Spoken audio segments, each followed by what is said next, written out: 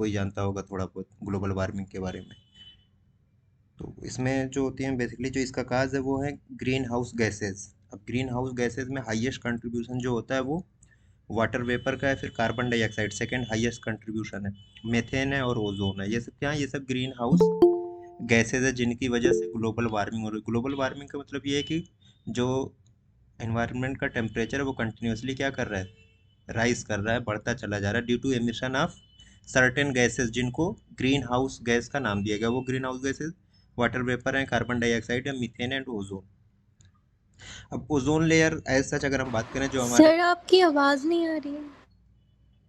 आवाज आ ही नहीं रही है।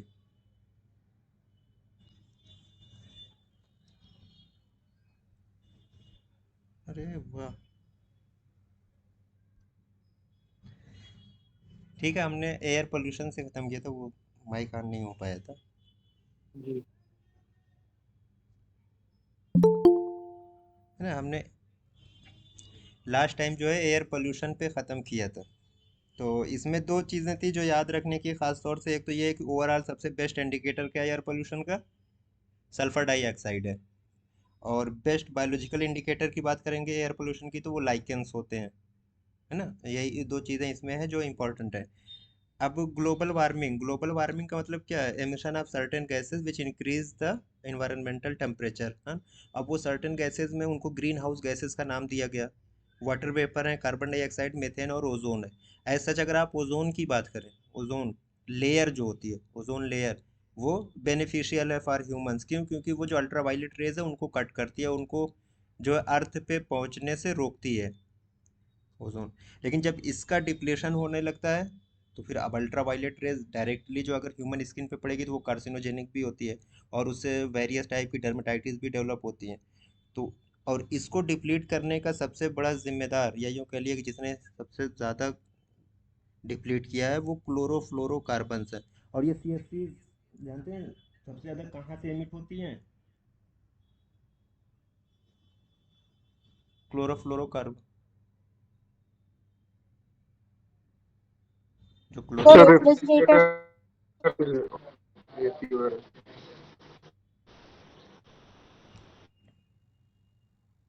एक मिनट के लिए थोड़ा सा रुकिएगा आप।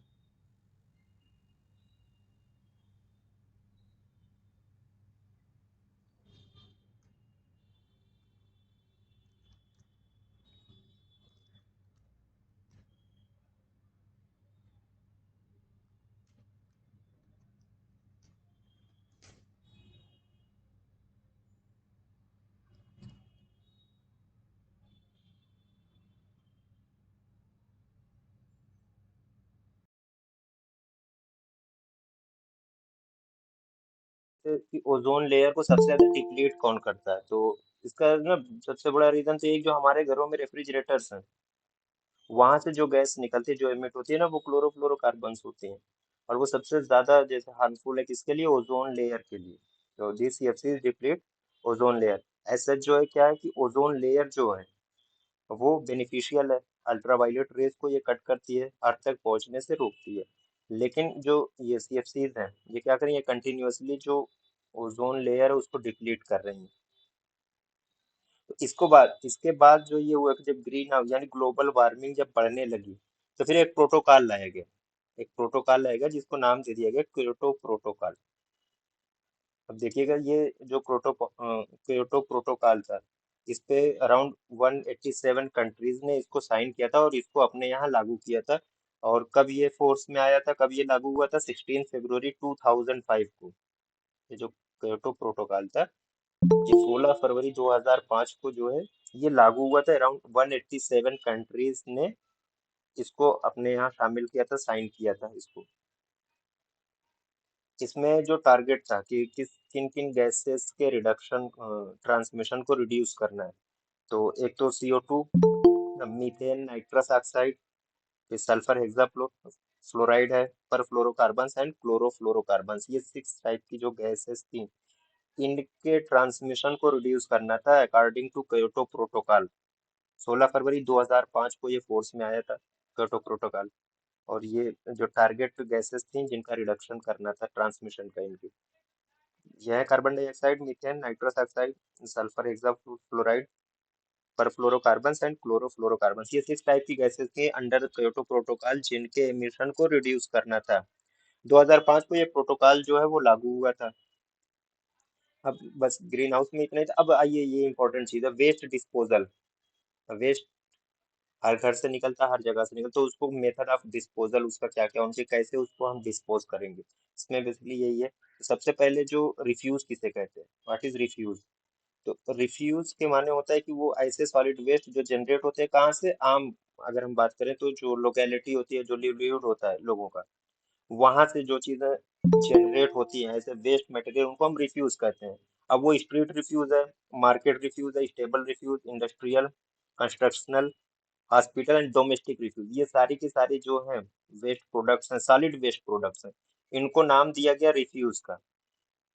Solid waste generated from street refuse, market, stable refuse, industrial, constructional, hospital and domestic refuse, ये सब सॉलिड वेस्ट हैं जिनको हमने रिफ्यूज का नाम दिया। फिर ऐश किसे कहते हैं, राख, जिसको आपको पता है, residue from fire used for cooking and heating, cooking कर रहे हैं, हीटिंग कर रहे हैं, लकड़ी जला रहे हैं, उसके बाद जलाने के बाद जो चीज बच गई, जो रेजिड्यू है, वो क्या है, वो ऐश है, वो राख है। Rubbish, paper, clothing, would, metal, glass, dust, ये सारी चीजें जो है किसकी कैटेगरी में आएंगी, रबिश की आएंगी, ये सब वेस्ट मटेरियल है। अब ये 3 चीजें आप गार्बेज, सीवेज एंड सुलेज, है ना। तो गार्बेज किसे कहते हैं। फूड से आता है, प्रोसेस्ड फूड वेस्ट कूड़े। हाँ, जो किचन का आम लफ्ज में आप कहेंगे, जो किचन का कूड़ा होता है, kitchen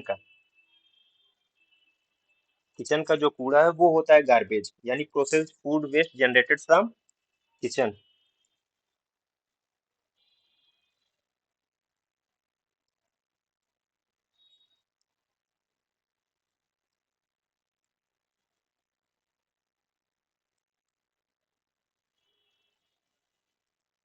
generated from kitchen, processed food waste generated from kitchen. अब यहाँ पे जो ना याद करने की चीज वो ये है कि किचन से जनरेट हो रहा है, दैट मीन्स कि इसमें कोई वैसी चीज एक्सक्रेटा नहीं होगा, इसमें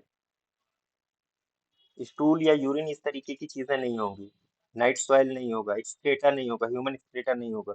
तो वो चीज आती है गार्बेज की कैटेगरी में। सेकेंड नंबर पे आपकी है सीवेज। अब सीवेज क्या है, सीवेज में देखिए ह्यूमन एक्सक्रेटा शामिल हो जाएगा, ह्यूमन और एनिमल एक्सक्रेटा दोनों शामिल कर दीजिए आप। इसको हम कहते हैं सीवेज, यानी लिक्विड वेस्ट कंटेनिंग एक्सक्रेटा।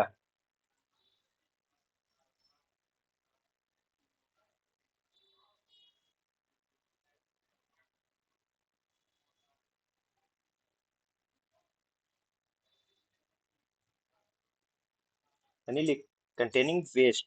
अब इसमें स्टूल भी है, यूरिन भी है ना, ये हो गया सीवेज। स्लेज क्या है,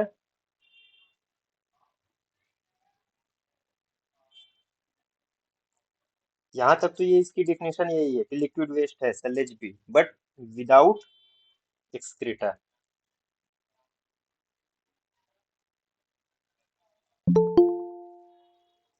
क्या है ये, विदाउट एक्सक्रीटा है। तो गार्बेज क्या, processed food waste generated from kitchen, sewage liquid waste containing excreta, and sludge जो होता है वो लिक्विड वेस्ट होता है बट विदाउट एक्सक्रीटा। ये इनकी डेफिनेशन है।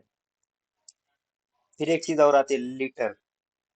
लीटर की जगह, लीटर तो माने अगर हम ना अपने लैंग्वेज में कहें, जो वो होता है ना छिड़कना, जिसको हम कहते हैं, इधर उधर कैसे भी करके फेंक दीजिए, वही चीज ये भी है, litter. Waste disposed in wrong place by unlawful human action, waste disposed in wrong places by unlawful human action, that is called as litter. कहीं पे भी उठा के उसको फेंक दिया तो वो हो जाता है लिटर। अब ये चीजें हो गई इसमें ना, आप कैसे इसको आप डिस्पोज करेंगे। तो ये 2-3 चीजें हैं, जल्दी जल्दी इसको देख लीजिए। कुछ नहीं, हॉग फीडिंग सबसे पहले, मेथड ऑफ रिफ्यूज डिस्पोजल। अब जो रिफ्यूज था जो जनरेट हो रहा था, उसको कैसे हम डिस्पोज ऑफ करेंगे। तो फर्स्ट है हॉग फीडिंग। हॉग फीडिंग के माने ये होता है कि पिग्स को फीड कराया जाए ना। Traditional way of refuse disposal by feeding to pigs, pigs को फीड कराया जाता है। तो अब ये जो मेथड है ये इनसैनिटरी मेथड है। हॉग फीडिंग क्या है, insanitary method of waste disposal है। It leads to soil pollution and water pollution, इससे सॉइल पोल्यूशन भी होगा और वाटर पोल्यूशन भी हो सकता है। स्टैकिंग, स्टैकिंग का मतलब ये है कि ना कहीं पे ढेर लगाना। स्टैकिंग के माने होता है ढेर लगाना। Piling up of refuse and cow dung, दोनों को पाइल अप करना है, एक जगह ढेर लगा के रखना है। साल्वेजिंग, साल्वेजिंग के माने ये होता है कहीं से किसी चीज को चुनना। अब उस साल्वेजिंग में ये होता है कि अब मान लीजिए कहीं पे कूड़ा है, तो वहां पे अक्सर आपने देखा होगा कि दो तीन लोग होते हैं थैला लेके, उसमें से कुछ ना कुछ वो निकालते रहते हैं, चुनते रहते हैं, जो हो सकता है बाद में वो रिसाइकिल हो सके, ऐसी चीजें होती है। अब वो भाई ले जाके मार्केट में ही उसको उनको बेचना है। तो वो सारी चीजें जो थी उसको हम salvaging, screening refuse dumps to recover object that can be reclaimed and reused, जिसको दोबारा से रीयूज किया जा सकता है रिसाइकिल करने के बाद। तो डंप से जहाँ पे ढेर सारा रिफ्यूज होता है या जहाँ पे जो वेस्ट मटेरियल डंपिंग की जाती है, खास तौर से प्री वो पेरिफेरी में, जो अर्बन एरिया से बाहर निकलते ही जो सब अर्बन एरियाज है वहां पे अक्सर डंपिंग की जाती है कूड़ों की। शहर से कूड़ा ले जाके शहर के बाहर वाले इलाकों में कहीं पे उसको डंप किया जाता है। वहां पे अक्सर लोग होते हैं जो क्या करते हैं, वहां से प्लास्टिक लोहा ये सब सारी चीजें जो है वहां से ना निकालते रहते हैं। तो किस लिए? ताकि उनको दोबारा से रीयूज किया जा सके, उनको मार्केट में उन्हें क्या करना है, सेल आउट कर देना है ले जाके। तो ये चीज हो जाती है साल्वेजिंग। डंपिंग वही चीज है कि throwing refuse openly in an insanitary manner in peri urban areas, शहर से निकाल के शहर के बाहर ले जाके कहीं पे ऐसे ही उसको फेंक दिया गया कूड़े को, तो वो हो जाता है डंपिंग। एंड कंपोस्टिंग, कंपोस्टिंग अब ये थोड़ा सा ये स्पेसिफिक है। Integrated method of disposal of refuse and night soil, अब जो ये रिफ्यूज था जो सॉलिड वेस्ट था और अलॉन्ग विद नाइट सॉइल, ये जो नाइट सॉइल है ये ह्यूमन वेस्ट को कहते हैं। नाइट सॉइल क्या है? ह्यूमन वेस्ट या एक्सक्रीटा जिसको हम कहते हैं।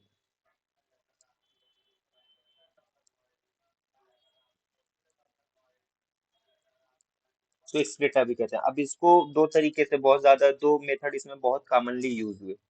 एक तो बैंगलोर मेथड, दूसरा जो था इंडोर मेथड। बैंगलोर मेथड जो था वो एनारोबिक डाइजेशन उसमें होता था, और जो इंडोर मेथड था वो जो था एरोबिक रिस्पायरेशन उसमें होता था, या यूं कहिए एरोबिक डाइजेशन होता था।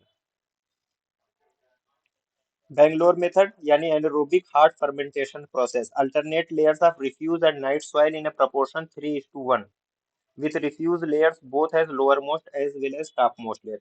अब इसमें क्या होता था, पहले एक गड्ढा खोदा जाता था। सबसे पहले क्या करते थे, एक पिट बनाते थे, पिट के माने गड्ढा हो गया।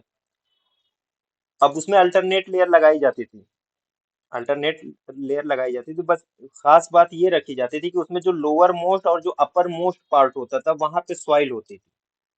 वहां पे क्या होता था, नेचुरल जो सॉइल है मिट्टी है वो, बीच में अल्टरनेट लेयर पे नाइट सॉइल और रिफ्यूज को वहां पे पाइल अप किया जाता था उसी पिट में।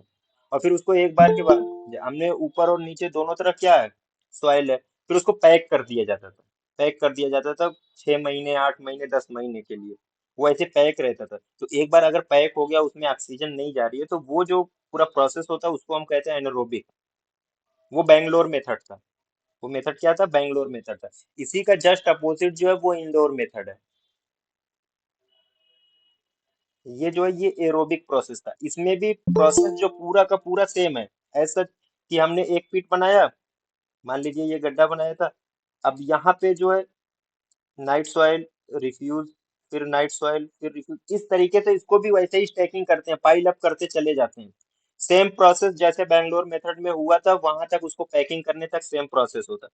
उसके बाद क्या किया जाए इसको ना, अब ये क्योंकि एरोबिक प्रोसेस है, यहाँ पे ऑक्सीजन चाहिए ही चाहिए, तो कुछ फिक्स टाइम पीरियड होता है फॉर 15 डेज, कहीं कहीं या 10 डेज। ये स्पेसिफिक नहीं है कि कितना दिन लिया जाएगा, 10 दिन भी होता है, 15 दिन भी, 20 दिन, किसी भी। तो ये अल्टरनेट इसी तरीके 10 दिन 15 दिन पे इसको क्या किया जाता है, पलटा जाता है, जैसे कहते हैं ना, फिर उसको पूरा चेंज कर दिया जाता है। तो एक वो था, पहले क्या था, पूरा पैक कर दिया गया एक बार में रख के बैंगलोर मेथड में। अब यहाँ पे इसको कंटिन्यूअसली जो है चेंज करते रहते हैं, इसकी पोजीशन उसी में, उसी पिट में पलटते रहते हैं, कहने का मतलब। तो ये चीज हो जाती है इंडोर मेथड या एरोबिक प्रोसेस। अब इसको इसलिए ना मटेरियल को टर्न करते रहते हैं स्पेसिफिक इंटरवल पे, अब वो फिक्स टाइम नहीं है।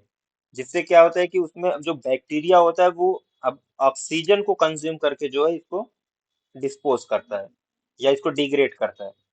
तो ये चीज हो जाती है इंडोर मेथड या एरोबिक प्रोसेस इसको कहते हैं। और पहला जो था वो बैंगलोर में, दोनों के दोनों क्या है, कंपोस्टिंग की ही सब टाइप है। कंपोस्टिंग इस तरीके से की जाती है। फिर अब आइए सैनिटरी लैंडफिल, कंट्रोल्ड टिपिंग इसी को कहते हैं। सैनिटरी लैंडफिल यानी control tipping, layering of dry and condense refuge in layers with intervening earth partition and coverings followed by mechanical compression. अब यहाँ पे भी एक पिट बनाई जाएगी, गड्ढा बनाया जाएगा। अब उसमें रिफ्यूज है और जो एक्सक्रेटा है उन सबको क्या किया जाएगा, लेयर बाय लेयर जो है उसमें रखा जाएगा। और फिर ऊपर क्या करते हैं, बीच बीच में जो है मिट्टी की तार लगाते हैं, मिट्टी की एक लेयर जरूर लगाएंगे ना, इंटरवीनिंग अर्थ पार्टीशन। ऊपर फिर कवर कर दिया हमने, कवर करने के बाद वो इतना कवर करते हैं कि अराउंड जो है ना 60 centimetre 50 centimetre above the earth वो हो जाता है। फिर उसको क्या किया, उसको कंप्रेस किया जाता है, प्रेशर देके उसको दबा दिया जाता है, ऐसे छोड़ देते हैं फिर उसको। ये हो जाता है सैनिटरी लैंडफिल या कंट्रोल टिपिंग। अब कंट्रोल टिपिंग को ये कहा जाता है कि this is the most satisfactory method of waste disposal.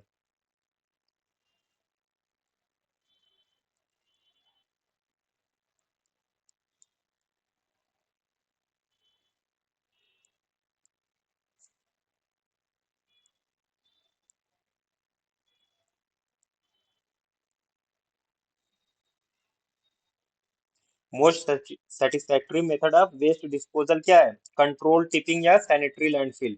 इसी को कहा जाता है कि ये सबसे बेस्ट तरीका है वेस्ट डिस्पोजल का। This is the most satisfactory method of waste disposal. इसमें दो तीन चीजें और हैं ना, ट्रेंच मेथड है, रैंप मेथड है या एरिया मेथड है। तो बस ये भी सब उसी से मिलते जुलते हैं। बेसिकली हमको इसमें जो कंपोस्टिंग थी उसमें दोनों method, Bangalore method, Indore method, वो याद रखना। एंड सैनिटरी लैंडफिल के बारे में इसलिए याद रखना है कि क्योंकि ये सबसे बेस्ट मेथड है वेस्ट डिस्पोजल का, most satisfactory method of waste disposal. अब इंसिनरेशन, इंसिनरेशन में क्या करते हैं, बहुत हाई जो है इसमें टेम्परेचर की जरूरत पड़ती है इंसिनरेशन में। बहुत high temperature dry oxidation process which reduces waste volume and weight. जो वेस्ट का वॉल्यूम है या वेट है बाई 70% तक वो उसको रिड्यूस कर देते हैं इंसिनरेशन में, 70% तक। और ना अभी फॉरेंसिक में जब हम पढ़े तो वहां पे होता है, वहां पे भी इंसिनरेट की जाती है ह्यूमन बॉडीज को।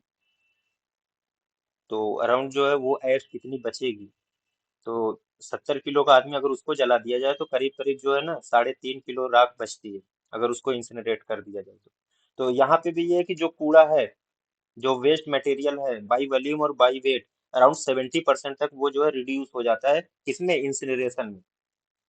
High temperature dry oxidation process, इसका ड्रॉबैक ये है कि एक तो बहुत ज्यादा हीट जनरेट होती है, दूसरे जो है ऐश, तो इन्वायरमेंट जो होगा वो और गंदा हो जाएगा। इंसिनरेशन का ये ड्रॉबैक होता है। अब आइए सीवेज। सीवेज क्या होता है, अभी हमने पढ़ा है। सीवेज का मतलब वो लिक्विड वेस्ट मटेरियल जो है, जो लिक्विड वेस्ट है जिसमें क्या होता है कि स्क्रेटा शामिल हो जाता है, यानी वेस्ट मटेरियल, स्टूल, यूरिन, ये सब जिसमें शामिल हो जाते हैं उसको कहा जाता है sewage. is wastewater from a community containing solid and liquid excreta derived from houses, street and yard washings, factories and industries. अब ये अलग अलग जगहों से जो वेस्ट वाटर आता है, अब उसमें सॉलिड एक्सक्रीटा भी शामिल है, लिक्विड एक्सक्रीटा भी शामिल है, इसको सीवेज कहा गया। अब इसका कंपोजिशन क्या होता है, अराउंड 99.9% क्या होता है, वाटर होता है। 99.9% वाटर प्लस 0.1% जो है सॉलिड्स होते हैं। वो ऑर्गेनिक और इनऑर्गेनिक दोनों तरीके के होते हैं इसमें, सीवेज में। सीवेज से ही रिलेटेड एक चीज ये टर्म आता है, dry weather flow. What is dry weather flow,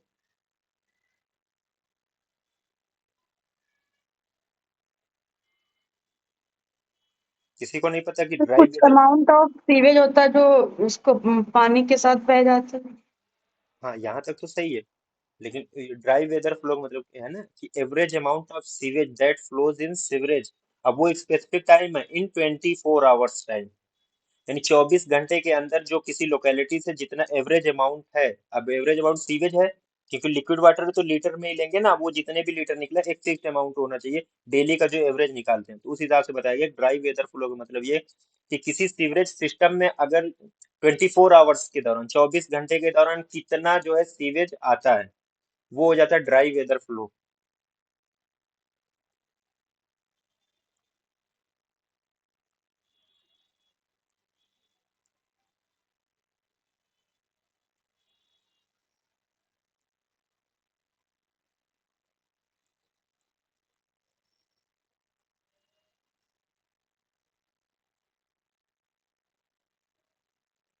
in 24 hours, ठीक है। 24 घंटे के अंदर जो एवरेज अमाउंट है सीवेज की किसी सीवरेज सिस्टम में, वो कितना आ रहा है, तो वो चीज हो जाती है ड्राई वेदर फ्लो, उसको हम ड्राई वेदर फ्लो कहते हैं। अब इसमें जो स्ट्रेंथ होती है सीवेज की जो स्ट्रेंथ होती है उसको कैसे एक्सप्रेस हम करते हैं।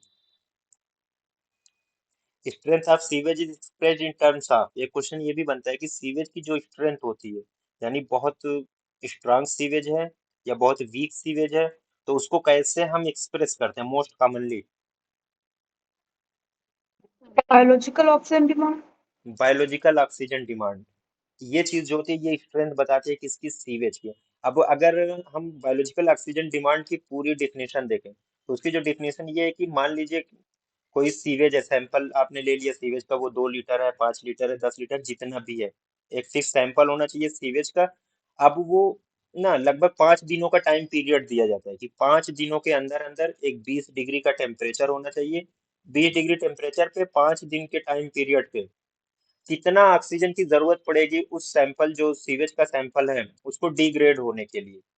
डिग्रेड होने के लिए यानी डिग्रेड कौन करेगा, अगर ऑक्सीजन की जरूरत पड़े तो वहां पे जो है माइक्रो ऑर्गेनिज्म या बैक्टीरिया जो है, वो उसको डिग्रेड करेंगे 5 दिनों में 20 डिग्री सेंटीग्रेड टेम्परेचर पे। कितनी ऑक्सीजन की उन्हें जरूरत पड़ेगी उसको डिग्रेड करने के लिए, वो चीज हो जाती है बायोलॉजिकल ऑक्सीजन डिमांड। सर फिर से बोलिए सर, एक मरतबा। एक minute, amount of oxygen absorb, अब वो जो सैंपल आपने लिया है, चलिए मैं सैंपल बता दे रहा हूँ आपको। ये एग्जांपल, 5 लीटर सीवेज था, है ना। अब इसको 5 डेज दे दीजिए, तो 5 दिनों के अंदर इसको डिग्रेड होना है। ऑप्टिमल टेम्परेचर जो है 20 डिग्री सेंटीग्रेड का है, तो इसको 5 दिन के बाद 20 डिग्री सेंटीग्रेड पे डिग्रेड करने के लिए जो माइक्रो ऑर्गेनिज्म उसमें है, उनको कितनी ऑक्सीजन की जरूरत पड़ेगी। तो सीवेज को डिग्रेड करने के लिए कितने अमाउंट ऑफ ऑक्सीजन की जरूरत पड़ेगी 20 डिग्री टेम्परेचर पे 5 डेज के अंदर, एक फिक्स जो है वो टाइम पीरियड दे दिया गया उतने में उसको डिग्रेड करने के लिए। यानी डिग्रेड हो रहा है, ऑक्सीजन की जरूरत पड़ रही, माइक्रो ऑर्गेनिज्म वहां पे मौजूद है, तो वो एरोबिक होगा या एनारोबिक होगा, ये बताइए। एरोबिक होगा। Aerobic aerobic. हो, हाँ एरोबिक। एरोबिक डिस्ट्रक्शन होगा, क्योंकि ऑक्सीजन की जरूरत पड़ रही है ना। तो amount of oxygen absorb by a sample of sewage,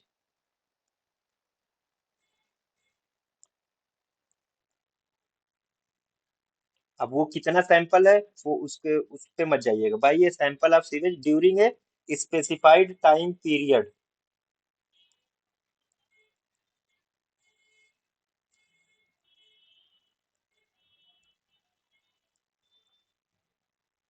अब ये स्पेसिफाइड टाइम पीरियड जो है जनरली जो है हम इसको 5 डेज लेके चलते हैं, इसको हमने 5 डेज मान लिया, 5 दिन, and at a specified temperature या फिक्स्ड टेम्परेचर।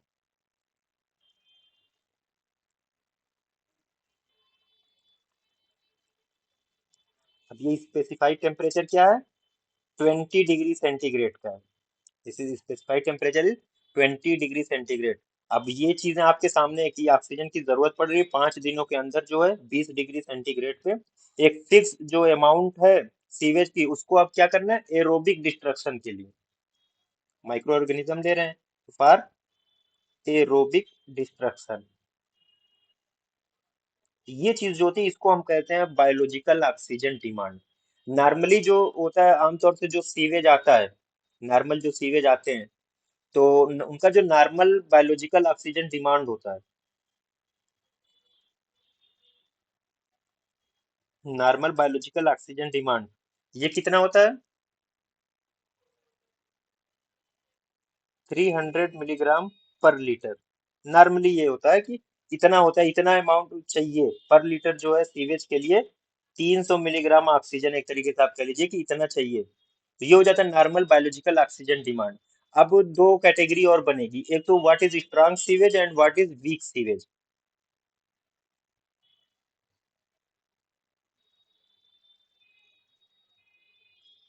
ये हो गया strong sewage and weak sewage.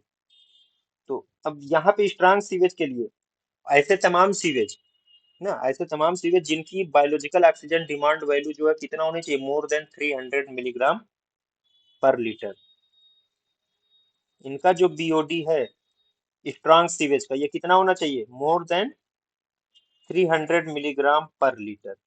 अब ये चीज हो गई, ये स्ट्रांग सीवेज के लिए हो गई। वीक सीवेज की जो बायोलॉजिकल ऑक्सीजन डिमांड होती है वो लेस देन 100 मिलीग्राम।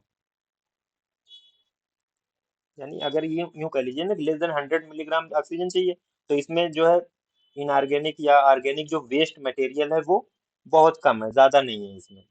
लिक्विड के अमाउंट जो है वो ज्यादा है। तो ये स्ट्रांग सीवेज हो गया। और weak sewage, strong sewage biological oxygen demand should be more than 300 milligram per litre, and weak sewage इसकी BOD less than 100 milligram per litre. अब ये तो चीज होगी बायोलॉजिकल ऑक्सीजन डिमांड के लिए। इसके बाद एक टर्म और आता है chemical oxygen demand. BOD is most important is done on sewage, done through dilution method and manometric method, ठीक है। तो सीवेज पे सबसे इंपॉर्टेंट टेस्ट अगर कोई किया जाता है तो वो क्या किया जाता है कि वो स्ट्रांग है, नॉर्मल सीवेज है या वीक सीवेज है, कैसा है, तो वो बायोलॉजिकल ऑक्सीजन डिमांड है। नेक्स्ट आता है chemical oxygen demand. Measures oxygen equivalent of that portion of organic matter in a sample. अब जो सैंपल आया है उसमें इनऑर्गेनिक मैटर भी है, ऑर्गेनिक मैटर भी है। तो सिर्फ ऑर्गेनिक मैटर के लिए ना, ऑर्गेनिक मैटर के ऑक्सीडेशन के लिए या डिस्ट्रक्शन के लिए कितना ऑक्सीजन जो है वो चाहिए, सिर्फ ना ऑर्गेनिक मैटर, किसी सैंपल में ऑर्गेनिक मैटर को लेके, तो उसको जो कहा जाता है chemical oxygen demand. Measures oxygen equivalent of that portion of organic matter in a sample which is susceptible to oxidation by a strong chemical oxidiser. अब इसमें कोई एक केमिकल ऑक्सीडाइजर मिलाया जाएगा, तो जो सबसे बेस्ट केमिकल ऑक्सीडाइजर होता है वो पोटेशियम डाइक्रोमेट होता है।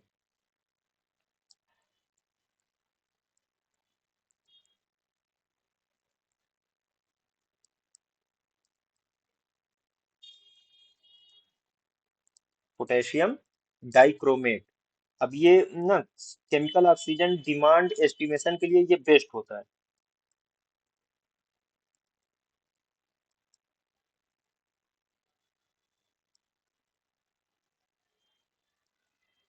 ठीक है, best for COD estimation, potassium dichromate.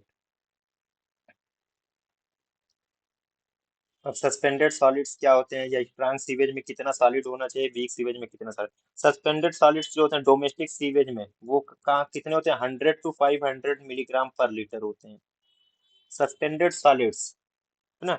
और स्ट्रांग सीवेज में यही सस्पेंडेड सॉलिड का अमाउंट कितना होना चाहिए, more than 500 milligram per litre. And weak sewage में जो सस्पेंडेड सॉलिड्स उनका अमाउंट कितना है, less than 100 milligram per litre. Solids की बात हो रही है यहाँ पे। Potassium dichromate is best for chemical oxygen demand estimation. And biological oxygen demand क्या है, this is the most important test done on sewage. Dry weather flow 24 hours में किसी सीवरेज सिस्टम में कितना सीवेज जो है वो फ्लो करता है या आता है, उसको हम कहते हैं ड्राई वेदर फ्लो। अब ड्राई क्यों लगा है, इसकी खास बात यह है ना कि इसमें एक एक्सक्लूजन क्राइटेरिया रखा जाता है आमतौर से कि बारिश का पानी नहीं आना चाहिए। नॉर्मल जो सीवेज है जो घरों से निकल रहा है या वॉशिंग हो रही है उनसे, लेकिन बारिश का पानी इसमें ऐड नहीं होना चाहिए, इसलिए इसको ड्राई वेदर फ्लो कहते हैं। अब सेप्टिक टैंक घरों में बनाए जाते हैं। Water tight masonry tank into which house hold sewage is admitted for treatment, जिसमें हाउस होल्ड घरों का जो कचरा है या सीवेज जिसको हम कहते हैं वो ट्रीटमेंट के लिए जिनको उसमें डाला जाता है या फ्लो कराया जाता है। It is a satisfactory method of disposing liquid and excreta waste from individual dwellings, small group of houses or institutions which have adequate water supply। अब ये लाइन बहुत इंपॉर्टेंट है, which have adequate water supply but do not have access to a public sewerage system। अक्सर आपने देखा होगा जो खास तौर से गांव के लोग हैं, तो अब क्या हो रहा है ना कि लोग अपने घर जो गांव से थोड़ा बाहर निकल के बनवा रहे हैं। तो ठीक है, घर तो बन गया, बहुत सारी सहूलतें हैं, लेकिन अभी वहां पे सीवरेज सिस्टम जो है नहीं बन पाया होता है। तो ऐसी कंडीशन में आप वो लोग क्या करते हैं, सेप्टिक टैंक ही बनाते हैं। वाटर सप्लाई तो है लेकिन कोई प्रॉपर वो नहीं, चैनल नहीं है जहाँ पे उनका जो सीवेज है वो जाके जो पूरा कनेक्टिंग सीवरेज सिस्टम है वहां से जाके गिरे। तो इसलिए वो लोग क्या करते हैं, सेप्टिक टैंक बनाते हैं। सेप्टिक टैंक बना दिया इन्होंने। सेप्टिक टैंक में अब वो इकट्ठा होता रहता है पानी, ऐसा नहीं उसको एक्सेस नहीं मिलता कहीं का, तो वो इकट्ठा होता रहता है। फिर उसमें जो सॉलिड होते हैं वो नीचे की तरफ बैठ जाते हैं, उनको हम सल्लेज कहते हैं। और जो ना लिक्विड होता है, लिक्विड पार्ट एकदम जिसमें फैट और ग्रीस सब शामिल होते हैं, उसको स्कम कहते हैं, वो ऊपर की तरफ फ्लो करता है। तो ये इसका जो है वो तरीका है। अब इसका जो डिजाइन करते हैं सेप्टिक टैंक का, जो डिजाइनिंग फीचर है क्या क्या है। एक तो सबसे पहली चीज capacity, minimum should be 500 gallons. कितना होना चाहिए इसकी जो कैपेसिटी है वो कितनी होनी चाहिए, 500 गैलन्स होनी चाहिए। लेंथ जितनी इसकी चौड़ाई है उसकी 2 गुना लंबा होना चाहिए septic tank. Length to be twice the breadth. Depth कितनी होनी चाहिए, 1.5 to 2 मीटर गहरा, यानी 1.5 से 2 मीटर जो है वो गहरा होना चाहिए। अब इसमें से भी फिर ये होता है कि जो लिक्विड डेप्थ यानी जो सीवेज आएगा उसकी डेप्थ कितनी होनी चाहिए, 1.2 मीटर। 1.2 मीटर तक लिक्विड डेप्थ होनी चाहिए। एंड एयर स्पेस जो उसके ऊपर कितना होना चाहिए, 30 सेंटीमीटर का होना चाहिए। ये तो हो गया, इसमें शायद ही कुछ पूछा, लेकिन जो आइडियल रिटेंशन पीरियड है दिस शुड बी 24 आवर्स। अब ये चीज है कि आइडियल रिटेंशन पीरियड किसी सेप्टिक टैंक में कितना होना चाहिए, तो वो कितना होना चाहिए, 24 आवर्स का आइडियल रिटेंशन पीरियड 24 आवर्स का होना चाहिए। अब ये जो है सेप्टिक टैंक का डायग्राम है, सेप्टिक टैंक का। अब ये किसी घर से मान लीजिए सीवेज जो है यहाँ से एंटर हो रहा है, तो आया गिरा उसमें सेप्टिक टैंक में, तो जो वेस्ट वाटर है वो तो बीच में चला जाएगा, और जो सॉलिड वेस्ट था वो धीरे धीरे क्या होगा, बेस पे वो जमा होता चला जाएगा। तो उसको हम नाम दे दिया हमने स्लज ना, उसको क्या नाम दे दिया गया, तो स्लज का नाम दे दिया गया। और जो लिक्विड मटेरियल था along with fat and grease, जो लिक्विड एक्सक्रीटा था वो जो है पानी की सतह पे जो है वो फ्लोट करेगा, उसको हमने नाम दे दिया स्कम। अब दो चीजें हैं देखिए, ये जो स्लज है इसका जो डाइजेशन होता है, यानी जो इसका डिकम्पोजिशन होता है, डिस्ट्रक्शन होता है, वो एनरोबिक होता है,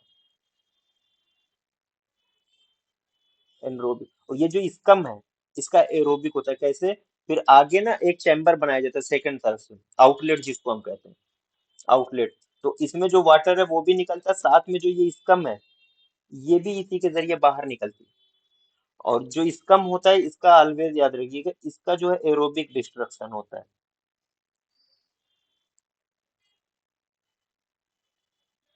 और स्लज का एनारोबिक डिस्ट्रक्शन होता है। अब सेप्टिक टैंक में प्यूरिफिकेशन के लिए या डिस्ट्रक्शन के लिए स्टेप क्या है, सबसे पहली चीज क्या है, anaerobic digestion. This is anaerobic digestion takes place in septic tank proper. अब ये जो एनरोबिक डाइजेशन है सेप्टिक टैंक में ही होता है, और वो किसका होता है, इसी स्लज का होता है जो नीचे की तरफ जो है वो सेडिमेंट कर गया, बैठ गया है। Aerobic oxidation takes place in सब आउटसाइड सेप्टिक। ये जो आउटलेट है आपके सामने, ये जो आउटलेट है बाहर की तरफ निकल रहा है वाटर, इसी में स्कम भी है, इसी में स्कम भी शामिल है। तो ये जो है ना सब सॉइल, मतलब जो जमीन की सतह के जस्ट नीचे वाला पार्ट होता है, वहीं पे ये जो होता है वो पानी जो है वो जमीन क्या करती है, एब्जॉर्ब कर लेती है। तो वहीं पे जो है जो स्कम गया है उसका जो है एरोबिक ऑक्सीडेशन होता है, वहां पे जो बैक्टीरिया होती है वो इसको क्या करती है, ऑक्सीडाइज कर देती है। तो एनरोबिक डाइजेशन जो होता है वो सेप्टिक टैंक में ही होता है, स्लज का होता है। और एरोबिक ऑक्सीडेशन जो होता है वो सब सॉइल में आउटसाइड सेप्टिक टैंक यहाँ पे होता है, एरोबिक ऑक्सीडेशन। अब प्रोसेस क्या है सेप्टिक टैंक में प्यूरिफिकेशन का, जो सॉलिड्स होते हैं settle down in tank to form sludge, वो क्या बना दिया उन्होंने, स्लज बना दिया, अभी हमने पीछे देखा। Whereas lighter solids including grease fats जो होते हैं राइज टू सरफेस, वो क्या बनाते हैं, वो स्कम बनाते हैं। सॉलिड जो होता है अंडरगोज एनारोबिक डाइजेशन, जो सेप्टिक टैंक प्रॉपर में ही हो रहा है, सेप्टिक टैंक के अंदर ही हो रहा है एनारोबिक डाइजेशन। तो वहां पे जो चीज मिलती है वो मीथेन गैस बनती है, it is methane gas is form. अब लिक्विड जो बाहर आ रहा है आउटलेट पाइप से उसको हमने नाम दे दिया इफ्लुएंट। अब ये जो है जो आउटलेट पाइप से बाहर आ रहा था उसको इफ्लुएंट नाम दे दिया। कंटेनिंग बैक्टीरिया है, सिस्ट है, हेलमिंथिक ओवा ऑर्गेनिक मैटर है which is allowed to percolate in subsoil. अब वो सब सॉइल में क्या होता है, परकुलेट होते हैं, वो वहीं पे एब्जॉर्ब होते हैं, undergoes aerobic digestion by bacteria. तो एरोबिक डाइजेशन जो होता है वो आउटसाइड द सेप्टिक टैंक होता है, और एनारोबिक डाइजेशन जो होता है वो सेप्टिक टैंक में होता है। अब इसका ऑपरेशन एंड मेंटेनेंस कैसे करते हैं सेप्टिक टैंक, तो सबसे पहली चीज ये कि avoid soap water and disinfectant like phenol as they are injurious to bacterial flora. Aerobic destruction के लिए बैक्टीरियल फ्लोरा की जरूरत होगी, लेकिन अगर उसमें सोप वाटर या फिनाल जा रहा है तो वो जो बैक्टीरियल फ्लोरा उनको क्या करेगा, उनके लिए हार्मफुल है, उनको डिस्ट्रॉय कर देगा। Desludging should be carried out once a year. एक सेप्टिक टैंक बन गया तो साल में एक बार ऐसा होना चाहिए कि उसको डिसलजिंग, यानी स्लज जो नीचे जमा हो गया है उसको निकालना है, खत्म करना है। तो वंस इन ए ईयर ये प्रोसेस होनी चाहिए किसकी, डिसलजिंग की। अगर कोई नया टैंक बन रहा है तो उसके लिए क्या criteria, new tanks to be filled with water and seeded with right sludge from another. अब नया टैंक अगर आप बना रहे हैं तो उसमें किसी बराबर या पास वाले से या कहीं किसी दूसरे सेप्टिक टैंक से पहले स्लज ले आइए, उसको नीचे की तरफ उसको रखिए, है ना। New tank to be filled with water and seeded with right sludge from another septic tank to provide right kind of bacteria. किसी और स्लज से लेके आएंगे तो ऑलरेडी जो बैक्टीरिया आपको चाहिए होगा for aerobic and anaerobic destruction specially, तो वो आपको मिल जाएगी। तो ये जो है न्यू टैंक के लिए। अब ये हाउसिंग स्टैंडर्ड्स इंडिया में क्या होते हैं, इसकी स्क्रीनशॉट ले लीजिए। यही चीजें हैं जो जितना हमें जानना है कि घरों के लिए क्या क्या चीजें चाहिए। Site, setback, floor, wall, roof. Site क्या है, elevated from surroundings, away from nuisance सब सॉइल वाटर बिलो 10 फीट, ना, गंदगी से दूर होना चाहिए। सराउंडिंग से थोड़ा सा एलिवेटेड होना चाहिए, और जो वाटर हो एटलीस्ट जो है वो 10 फीट से नीचे होना चाहिए वहां पे। सेटबैक क्या, built up area up to 2/3 of the total area. Floor पक्का होना चाहिए। हाइट ऑफ प्लिंथ, जो प्लिंथ एक बनती है छोटी सी होती है, उसके बाद फिर वहां से प्रॉपर जो है वो वॉल शुरू होती है। तो फ्लोर की बात करें तो हाइट ऑफ प्लिंथ जो होती है एटलीस्ट 2 to 3 फीट होनी चाहिए। Wall 9 inch brick wall plastered, low heat capacity. Roof more than 10 feet in absence of air conditioning. अगर मान लीजिए एयर कंडीशन नहीं है तो रूफ की जो आइडियल होना चाहिए, कितनी ऊंचाई पे जो है छत होनी चाहिए, तो मोर देन 10 फीट। वैसे यूजुअली जो है 12 फीट पे होती है। और अगर मान लीजिए कहीं पे एयर कंडीशनिंग वाला सीन है तो वहां पे फिर फॉल सीलिंग करा दी जाती है, या 10 फीट की वहां पे वो प्रॉपर वे में कहा जाता है। सीलिंग जो होनी चाहिए वो एट 10 फीट हाइट पे होनी चाहिए। Rooms should be depending on family size. अब जो भी फैमिली साइज है उसी के अकॉर्डिंग जो रूम्स होने चाहिए, इसकी फिक्स वो नहीं है। Floor area 50 to 100 square feet per person, this is floor area. 50 से 100 स्क्वायर फीट होना चाहिए पर पर्सन के लिए। और क्यूबिक स्पेस की बात करेंगे तो मोर than 500 cubic feet per capita. Window area 1/5 था फ्लोर एरिया। फ्लोर एरिया जितना उसका 1/5 कितना होना चाहिए, यानी 20%। अगर मान लीजिए कि 5 मीटर फ्लोर एरिया है तो 1 मीटर जो है विंडो एरिया होना चाहिए, 1/5 वही 20%। Placed at A height of not more than 3 feet from floor, और जो विंडो है वो 3 फीट की ऊंचाई से ज्यादा की ऊंचाई पे नहीं होना चाहिए। फ्लोर से सिर्फ 3 फीट ऊंचाई पे जो है विंडो होनी चाहिए, उससे ज्यादा ऊंचाई पे नहीं होनी चाहिए। Lighting, day light factor more than 1% over half of the floor area. Kitchen separate impervious floor, adequately lighted, provided with water supply and drainage। Private sanitary private in each house. Garbage and refuse sanitary disposal method होना चाहिए। Bathing and washing exclusive facilities इसकी होनी चाहिए। ये जो है housing standard India का, ये हाउसिंग ये होना चाहिए। हर किसी के पास नहीं होता इस तरीके से, but this is the standard जो बुक्स में लिखा हुआ है कि इस तरीके से होना चाहिए। और रूरल एरिया में क्या होना चाहिए, रूरल एरिया में housing standard minimum 2 living rooms, कितने होने चाहिए, 2 लिविंग रूम होने चाहिए। एम्पल वरांडा स्पेस होना चाहिए। बिल्ट अप एरिया जो है वही टोटल एरिया का 1/3। Separate kitchen with paved sink या platform sanitary latrine. Window area should be 10% of floor area. And sanitary well या ट्यूब जो होना चाहिए, ट्यूब मतलब ट्यूबवेल ना, सैनिटरी वेल या ट्यूबवेल विद इन 1/4 माइल, ना, इतनी दूरी पे कोई एक कुआं या ट्यूबवेल होना चाहिए। वरना होता है ना कि अगर 1.6 माइल से ज्यादा की दूरी पे पोर्टेबल वाटर का सोर्स है तो वो कौन सा कंडीशन कहलाएगी।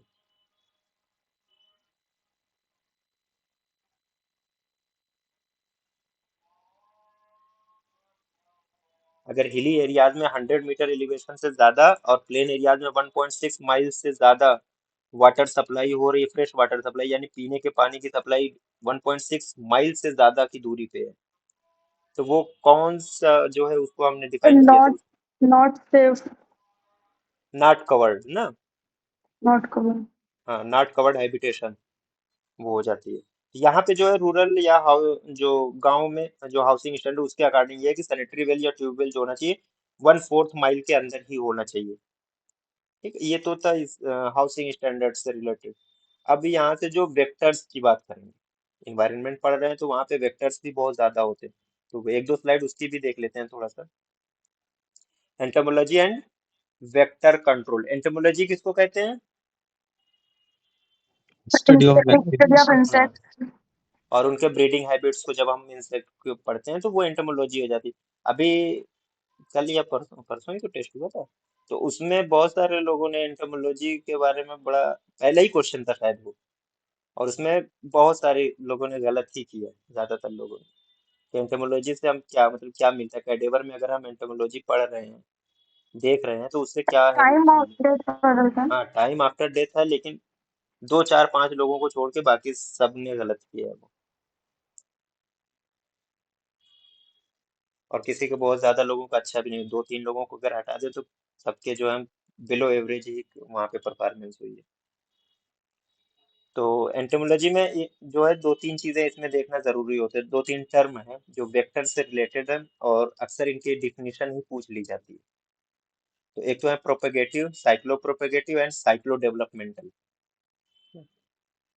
ये जो है ये किस में आते हैं? Biological transmission of arthropod borne disease में। प्रोपेगेटिव, cyclo propagative and cyclo developmental. तो प्रोपेगेटिव किसे कहते हैं? यानी जो किसी वेक्टर की बॉडी में कोई डिजीज एजेंट है, अगर उसका सिर्फ मल्टीप्लिकेशन हो रहा है, यानी किसी वेक्टर, वेक्टर क्या है समझ लीजिए, मॉस्किटो है। अब मॉस्किटो के अंदर जो है कोई डिजीज एजेंट है जो सिर्फ और सिर्फ क्या हो रहा है? मल्टीप्लाई हो रहा है, उसका सिर्फ मल्टीप्लिकेशन हो रहा है, लेकिन उसके अंदर कोई फिजिकल फॉर्म में उसके कोई चेंजिंग नहीं आ रहा है, दैट मीन्स साइक्लिकल चेंजेस नहीं हो रहे हैं, सिर्फ और सिर्फ मल्टीप्लिकेशन हो रहा है, तो उसको हम कहते हैं प्रोपेगेटिव।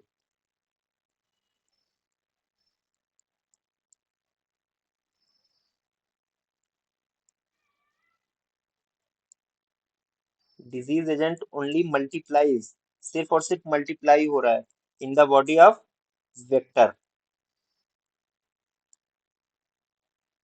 The body of disease agent सिर्फ मल्टीप्लाई हो रहा है वेक्टर की बॉडी में। और इसका सबसे अच्छा एग्जांपल जो प्लेग बेसिलाई है।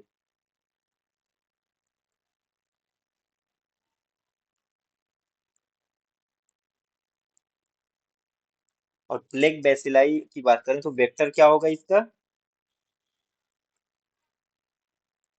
प्लेग में वेक्टर क्या है? Rat flee.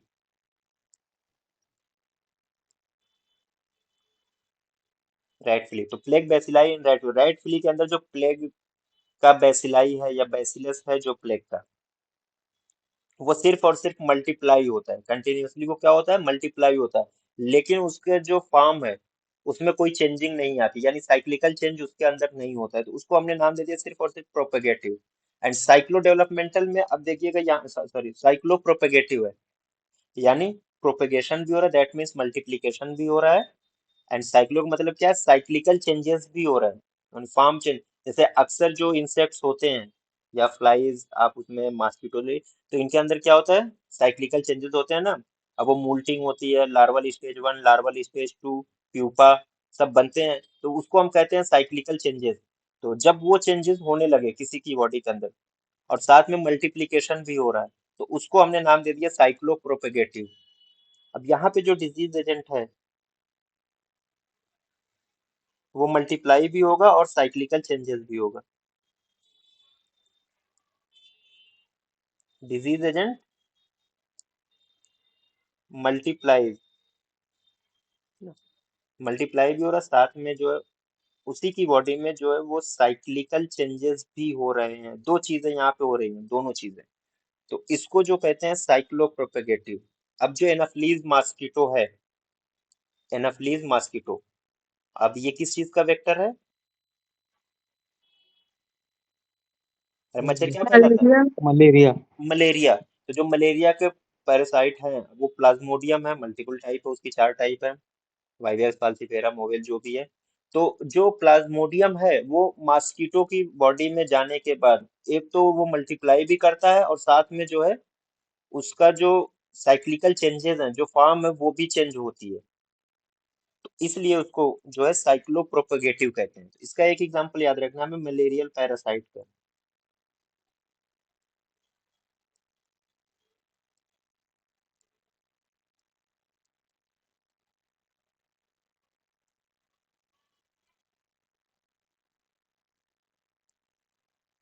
ठीक है, मलेरियल पैरासाइट इन एनाफिलीज मॉस्किटो।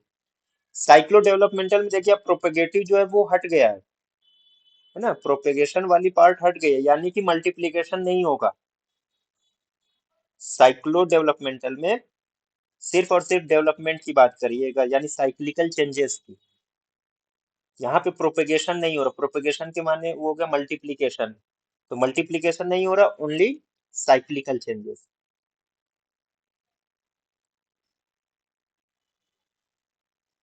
यानी एक फार्म से दूसरे फार्म में चेंज हो जाएगा डिजीज एजेंट वेक्टर के अंदर, तो वो चीज हो जाए साइक्लो डेवलपमेंट। अब साइक्लोप्स में आपने साइक्लोप्स के बारे में पढ़ा होगा, साइक्लोप्स जो है किसका वो है, वेक्टर है, किस डिजीज का, साइक्लोप्स। मलेरिया। और कोई है? Guinea worm. हाँ, guinea worm. Bacteria. Guinea worm. तो साइक्लोप्स जो होते हैं ये इंटरमीडिएट होस्ट का काम करते हैं गिनिया वर्म में। तो गिनिया वर्म इसका एग्जांपल है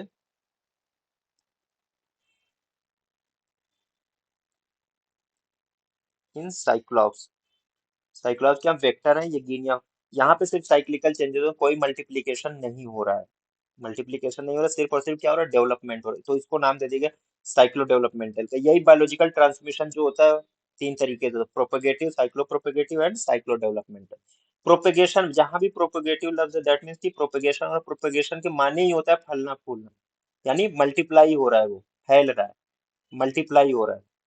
तो प्रोपेगेटिव दैट मीन्स की मल्टीप्लीकेशन। साइक्लो लफ्ज अगर उसी प्रोपेगेटिव में आपने जोड़ दिया तो दोनों चीज आ गई, यानी डेवलपमेंट भी हो रहा है और मल्टीप्लिकेशन भी हो रहा है। तो साइक्लिकल चेंजेस प्लस मल्टीप्लिकेशन वो हो जाता है cyclo propagative. And cyclo developmental सिर्फ और सिर्फ डेवलपमेंट की बात हो रही है, प्रोपेगेशन की बात नहीं हो रही, तो ओनली साइक्लिकल चेंजेस होते हैं, सिर्फ one form to another form जो है, जो डिजीज एजेंट है वो चेंज हो जाता है। इसका एग्जांपल है वही गिनिया वार्म्स का साइक्लॉप्स के अंदर, ये बायोलॉजिकल ट्रांसमिशन था। अब कुछ वेक्टर्स और वो कौन सी डिजीज ट्रांसमिट करते हैं, vectors and the disease transmitted by them. अब बहुत सारे वेक्टर्स हैं, अराउंड ना 15-16 vector. House fly most common, जिसको पोर्टर ऑफ द डिजीज हम कहते हैं, पोर्टर ऑफ द डिजीज ये हाउस फ्लाई है। ये कौन कौन सी डिजीज जो है वो ट्रांसमिट करती है,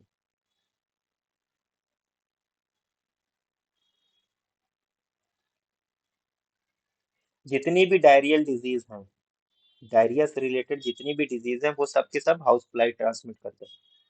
और फीको ओरल रूट वाली जितनी भी डिजीज है वो हाउस फ्लाई पे आप आंख बंद करके लगा दीजिए, डायरियल डिजीज है आंख बंद करके उसको हाउस फ्लाई पे दे दीजिए।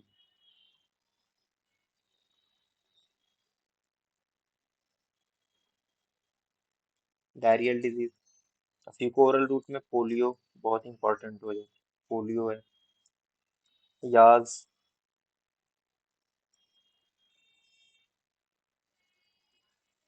ट्रैकोमा, एंथ्रेक्स, ये सब के सब डिजीज जो है वो ट्रांसमिट होती है किससे, हाउस फ्लाई, मस्का डोमेस्टिका जिसको हम कहते हैं।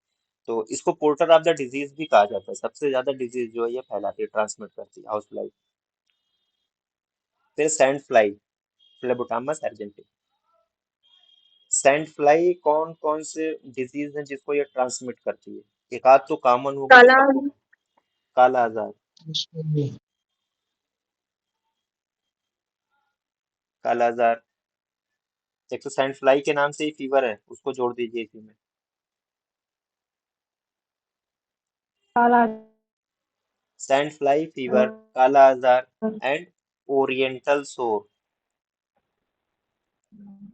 हालांकि ओरिएंटल सोर के लिए ना यहाँ पे अर्जेंटिव्स की जगह सर्जेंटाई लग जाना चाहिए, but as overall sand fly की बात हो रही है, तो kala azar, sand fly fever और ओरिएंटल सोर ये डिजीज है।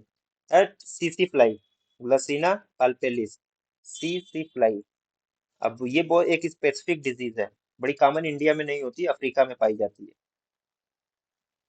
Sleeping sickness. African sleeping African sleeping sickness. Sickness.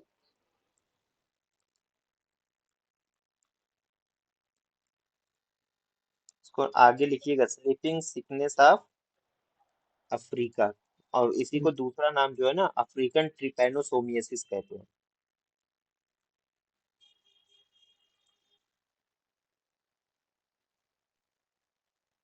African ट्रिपैनोसोमियसिस। अब ये नाम में अभी चेंज आएगा एक। अब इसको देखिएगा, रेड व्हाइट बग, ट्राइटोमिनी, है ना, रेड व्हाइट बग, ये कौन सी डिजीज को ट्रांसमिट करते हैं? सबसे अच्छा, Chagas हाँ, disease. Chagas disease. अब इस चागास डिजीज को क्या कहते हैं? ये जो अमेरिका की स्लीपिंग सिकनेस इसको नाम दे American दिया। sleeping sickness. हाँ, अमेरिकन ट्रिपैनो, इसको कहेंगे अमेरिकन ट्रिपैनोसोमियसिस या sleeping sickness of America.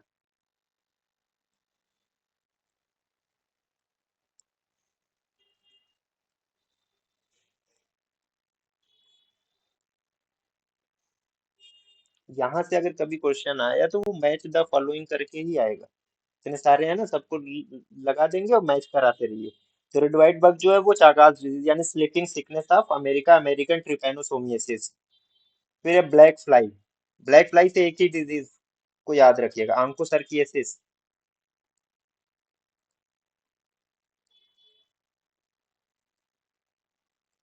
Black fly, onchocerciasis. Soft tick. अब ये जो सॉफ्ट टिक है ये कौन कौन सी डिजीज ट्रांसमिट करती हैं? एक नाम मैं लिख रहा हूँ, इसका फुल फॉर्म बताइए।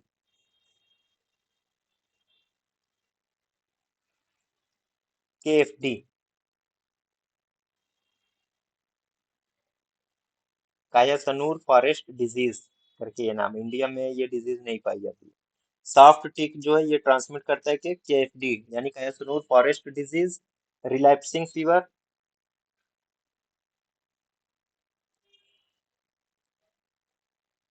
Relapsing fever. अब एक चीज और है, कुछ लोग अभी इस पे हो सकता है कि क्वेश्चन करें, क्यू फीवर। पुराने वाले लोग बताएं, क्यू फीवर का कोई वेक्टर है?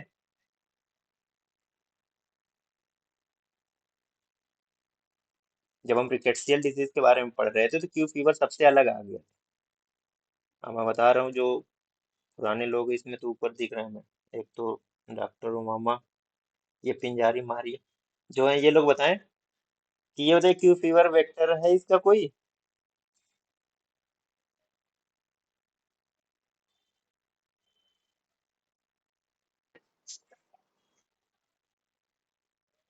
देखिए, नॉर्मल ह्यूमंस में जब ये डिजीज होती है क्यू फीवर की, रिकेट्सियल डिजीज पूरा एक अलग टॉपिक है, उसको इन्फेक्शस डिजीज में देखना। लेकिन जब रिकेट्सियल डिजीज की हम बात करते हैं तो वहाँ जितने भी रिकेट्सियल डिजीज है सबका कोई ना कोई वेक्टर है ना। तो क्यू फीवर का कोई वेक्टर नहीं बताया जाता ह्यूमंस में, लेकिन इन सम एनिमल्स, कुछ एनिमल्स में क्यू फीवर का जो वेक्टर होता है वो सॉफ्ट टिक को मानते हैं। अदरवाइज अगर ह्यूमंस की बात करेंगे, जनरली जो है क्यू फीवर का कोई वेक्टर नहीं होता बाई। और ये फैलती कैसे? By inhalation. इनहेलेशन के जरिए ये डिजीज फैलती है। तो ह्यूमंस में तो इसका कोई वेक्टर नहीं है, लेकिन कुछ एनिमल्स में क्यू फीवर जो है उसका वेक्टर जो है सॉफ्ट टिक को बताया गया है। फिर हार्ड टिक, इसमें सबसे इंडियन टिक टाइफस।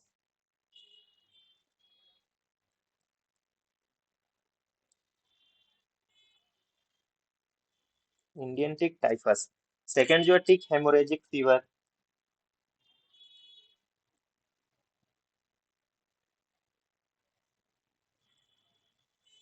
फिर क्या है? टिक haemorrhagic fever. Indian tick typhus, tick haemorrhagic fever, और एक डिजीज है बेबिसियोसिस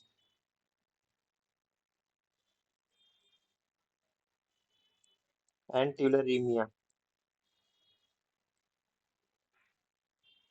ये सारी डिजीज जो है चारों हार्ट टिक से फैलती हैं, यानी जो वेक्टर है हार्ट टिक है, और डिजीज कौन सी ट्रांसमिट कर रहा है? Indian tick typhus, tick haemorrhagic fever, babesiosis and tularemia. ठीक है, ये चार डिजीजेज हैं। अभी और है लाउस। लाउस से कौन सी डिजीज फैलती है?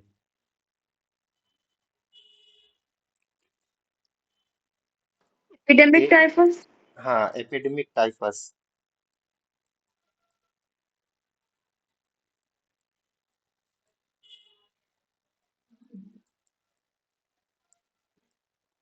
कभी कभी हो सकता है कि एक डिजीज का नाम और आ जाए, ब्रिल जिंसर डिजीज, है ना, ब्रिल जिंसर डिजीज। ये भी जो है ये एक कहते हैं कि ये रिकर्डेंस फॉर्म है किसका? एपिडेमिक टाइफस का। पहले बहुत होती थी लेकिन अब नहीं होती है। तो वो भी लाउ से ही फैलती थी, बट अब नहीं होती तो उसको इसलिए नहीं ज्यादा कहते। एपिडेमिक टाइफस है, और दूसरा जो है trench fever.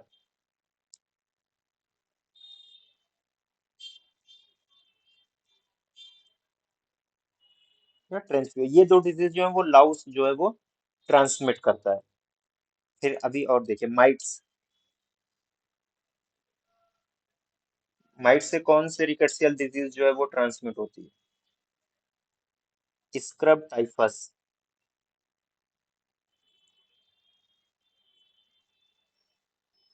And rickettsial pox.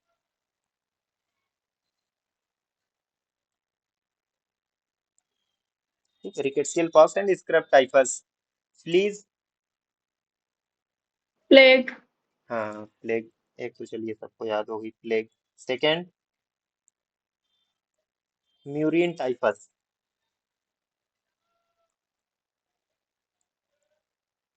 Murine typhus and plague, ये फ्लीज से होती हैं। अब मच्छरों के बारे में सबको पता होना चाहिए। 4 मच्छर हैं आपके सामने, एनाफ्लीज, क्यूलेक्स, एडीज एंड मांसोनाइट्स। तो एनाफ्लीज से एक ही है, बताए कोई। मलेरिया। हाँ, मलेरिया। ठीक, एनाफ्लीज। क्यूलेक्स से बताइए, Culex. Japanese encephalitis. encephalitis, Japanese encephalitis हो गई, और एक फीवर कोई बताइए। फिलेरियासिस, फीवर कोई बताइए एक अच्छा सा। चिकनगुनिया। हाँ, चिकनगुनिया।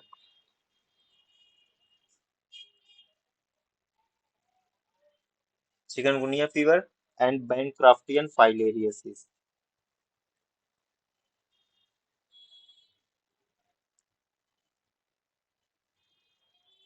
ठीक है, बैंक्राफ्टियन फाइलेरियोसिस। ये जो क्यूलेक्स में, एडीज, दो तो याद ही होंगे, एडीज मॉस्किटो। एक तो डेंगू, डेंगू। और yellow yellow fever. Fever. Yellow yellow fever fever, and dengue. ठीक है। अब मैंसोनाइट्स से क्या फाइलेरिया। होता है? फाइलेरिया क्यूलेक्स को याद रखिएगा, बैंक्राफ्टियन फाइलेरियोसिस, क्यूलेक्स मस्किटो। एडीज से डेंगू एंड येलो फीवर। मैंसोनाइट्स से, अब ये भी एक फाइलेरियोसिस ही होती है, इससे भी। Malayalam, yellow fever. तीसरे को हम कहते हैं ब्रूगियन।